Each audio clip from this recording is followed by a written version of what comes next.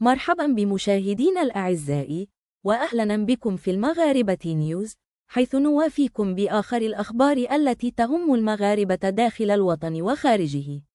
مشاهد صادمة ومواجهات عنيفة تهز مدينة توري باشيكو الإسبانية بعد حادثة اعتداء على رجل مسن. تصاعد التوتر وتحول إلى احتجاجات دامية اتهم فيها مهاجرون مغاربة وسط دعوات عنصرية وتحقيقات رسمية في جرائم كراهية. ما حقيقة ما جرى؟ وكيف تحولت حادثة فردية إلى أزمة اجتماعية وأمنية تهدد التعايش في واحدة من أكثر مدن الجنوب الإسباني هدوءًا؟ نضع بين أيديكم التفاصيل الكاملة للأحداث بالصوت والصورة. في 9 يوليو 2025 تعرض رجل ضعفه 68 عاماً يدعى دومينغو توماس لهجوم أعلن أنه من قبل 3 شبان. انتشرت صور ومقاطع الفيديو للحظة الاعتداء، مما أدت إلى تأجيج مشاعر الغضب داخل مجموعات يمينية، حيث دعت إلى مطاردة المهاجرين وحددت مواقعهم عبر قنوات تيليجرام.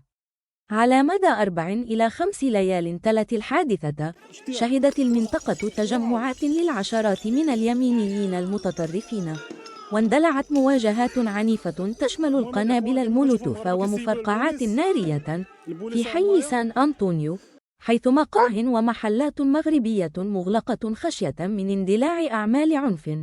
الشرطة الإسبانية نشرت قوة كبيرة من عناصرها، الشرطة المحلية، حرس الميدانية، حوالي 90 عنصراً، واستخدمت الرصاص المطاطي لتفريق المحتجين، بينما اعتقلت بين 8 إلى 14 شخصاً، بينهم مغاربة وإسبان، ووجهت إليهم تهم مثل الكراهية والتحريض والاعتداء.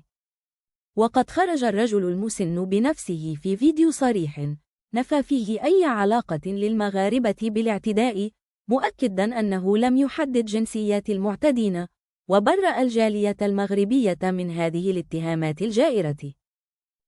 Me cuesta mucho hacer este vídeo, pero que se están confundiendo. Y yo lo que quiero decir, que pido justicia por todo lo que me han hecho y por el anciano. Yo soy de Almería.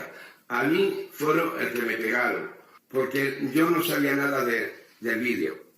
Hasta que mi sobrina se metió en Instagram y me di cuenta que era yo. وفي ظل هذه الأحداث المتشابكة، تظل الحقيقة أساس أي حكم، والبراءة حق لكل من لم تثبت إدانته. نأمل أن تكون هذه الأزمة درساً في التعايش والاحترام المتبادل، بعيداً عن التعميمات والأحكام المسبقة.